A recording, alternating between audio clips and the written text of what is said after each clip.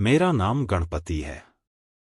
गण का अर्थ है समूह, समाज, सभी जीव। पति का अर्थ है स्वामी या रक्षक। इसलिए गणपति का अर्थ हुआ सबके रक्षक, सबके स्वामी। मैं केवल देवताओं का नहीं, बल्कि हर जीव का संरक्षक हूं। यही कारण है कि हर शुभ कार्य की शुरुआत मेरे नाम से होती है। इस साल गणेश उत्सव केवल नाच, गान और मस्ती तक सीमित न रखे।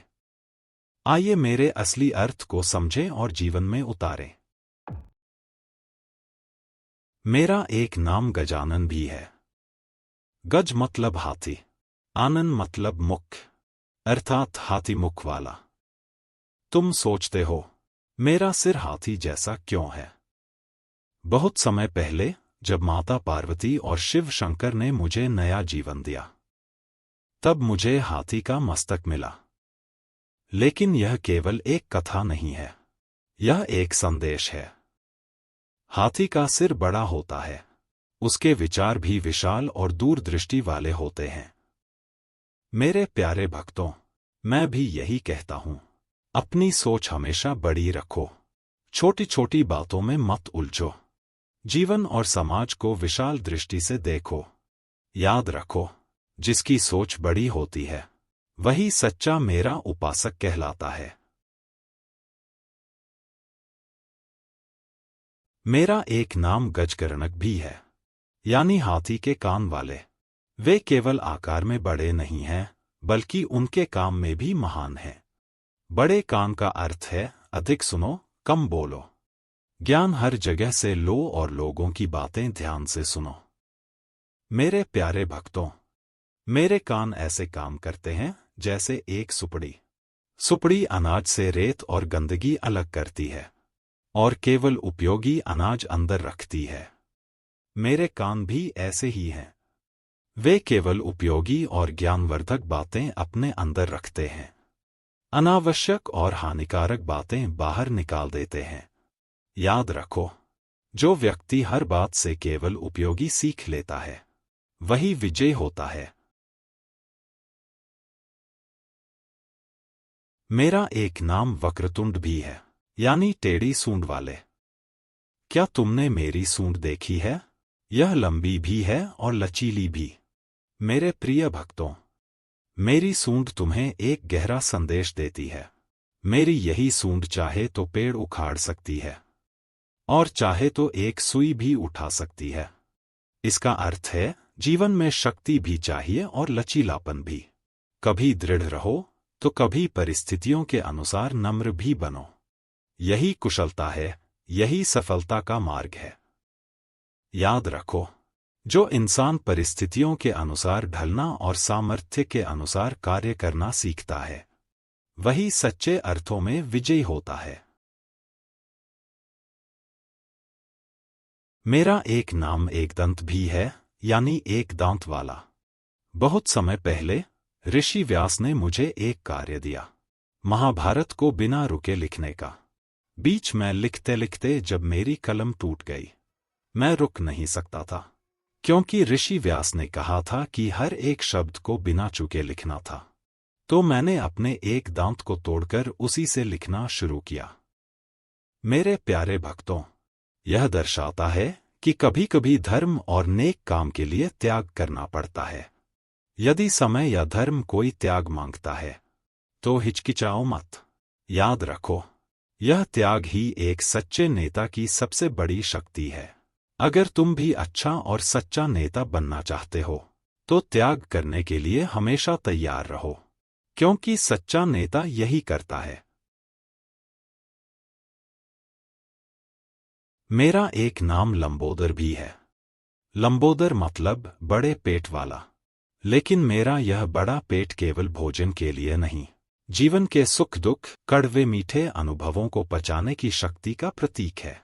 जीवन में हर दिन कुछ अच्छा मिलता है, कुछ बुरा भी। कभी सफलता, कभी असफलता, कभी प्रशंसा, कभी आलोचना। मेरा बड़ा पेट यही संदेश देता है, जो भी मिले उसे धैर्य से स्वीकार करो। हर अनुभव को पचाने की शक्ति रखो। एक सच्चा और अच्छा नेता ऐसा ही होना चाहिए, जो जीवन के सुख दुख, कड़वे मीठे अनुभवों को पचाने की शक्ति रखे और फिर समझदारी से समाज के हित में निर्णय ले। मेरे प्रिय भक्तों, सहनशीलता और संतुलन ही सच्ची शक्ति है। जो जीवन को पचाना सीख जाता है वही जीवन जीना और दूसरों का मार्गदर्शन करना भी सीख जाता है।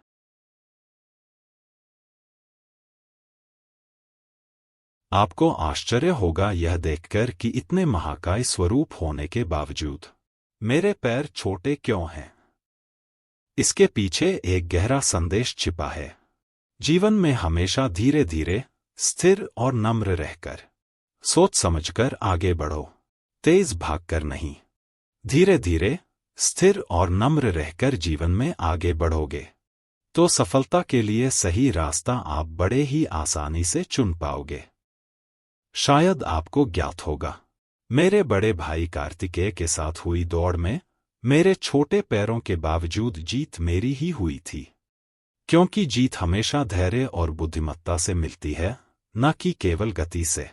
आप जितना नम्र और धैर्यवान रहकर आगे बढ़ेंगे, उतना ही सही मार्ग चुन पाएंगे। और यही सच्चे नेता का गुण है, स्वयं के साथ पूरे समाज को भी सही पथ पर ले जाना। मेरा वाहन एक छोटा सा मूषक है। तुम सोचते होगे, इतना महाकाय देवता और इतना छोटा वाहन? इसका रहस्य बहुत गहरा है। मूषक छोटा जरूर है, पर मेरे जैसे महाकाय को भी आसानी से उठा लेता है। क्योंकि महान कार्य करने के लिए केवल बड़ा शरीर नहीं, बल्कि दृढ़ निश्चय और मनोबल चाहिए।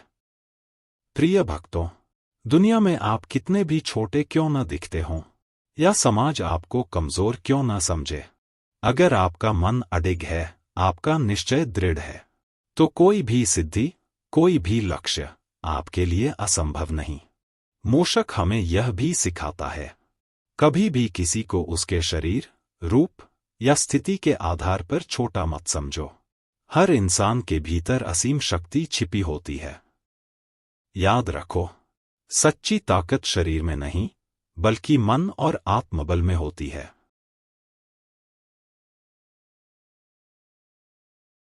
क्या तुमने कभी मेरा मोदक देखा है? बाहर से साधारण दिखता है, पर अंदर मिठास से भरा होता है। इसका संदेश है अपनी शक्ति, अपने गुण, अपनी अच्छाई को छुपाकर रखना। उन्हें दुनिया पर जबरदस्ती मत थोपो, क्योंकि जब लोग स्वयं तुम्हारे भीतर की मिठास खोजेंगे, तभी उसका असली आनंद और सम्मान करेंगे।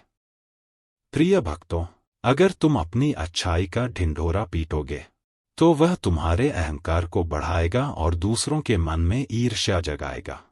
लेकिन अगर तुम उसे अपने भीतर संजोकर रखोगे, तो वह मोदक की तरह तुम्हें भी मीठा और महान बना देगा। याद रखो, सच्ची अच्छाई वही है जो दिखावे में नहीं, बल्कि आत्मा में छुपी हो। मेरे प्यारे भक्तजन, क्या तुम जानते हो कि समूह में गणेश उत्सव मनाने की परंपरा किसने शुरू की थी और क्यों? वो महान व्यक्ति थे लोकमान्य बाल गंगाधर तिलक। साल था सन 1893, जब देश पर ब्रिटिश शासन था। आजादी के लिए समाज में एकता और जागरूकता जगाना बहुत जरूरी था। इसीलिए तिलक जी ने इस उत्सव को घर घर से निकालकर समाज और राष्ट्र के बीच ला दिया।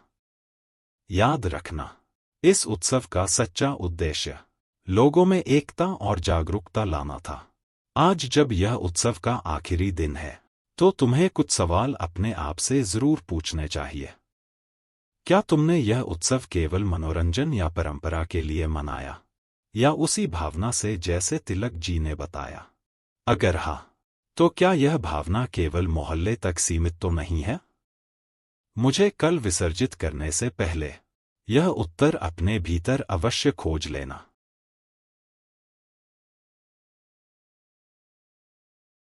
मैं गणपति हूं।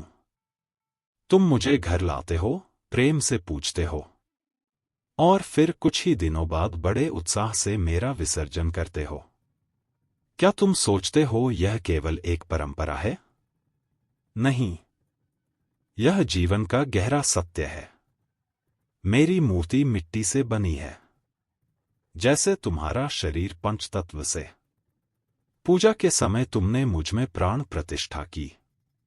जैसे आत्मा शरीर में आती है और जब मैं जल में विलीन हो जाता हूं, तो यह याद दिलाता है कि अंत में हर शरीर इन्हीं पंचतत्व में लौट जाता है।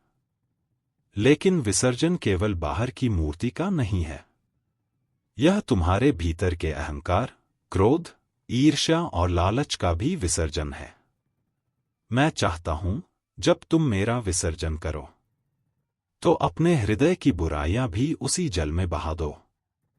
याद रखो, मेरा असली संदेश यही है कि जैसे मेरी मूर्ति जल में मिल जाती है, वैसे ही तुम्हें भी अपने भीतर की बुराइयों को छोड़कर पवित्रता, धैर्य और विनम्रता के मार्ग पर आगे बढ़ना है। मेरा उत्सव केवल पूजा का नहीं, बल्कि जीवन जीने का मार्ग दिखाने का उत्सव है। मैंने अपने अन्य स्वरूपों और संदेशों से जुड़ी कहानियों के सभी मार्ग तुम्हें दिखाए हैं। तुम उन्हें भी जरूर देखो, समझो और अपने जीवन में अपनाने का प्रयास करो। यही तुम्हारी सच्ची भक्ति होगी।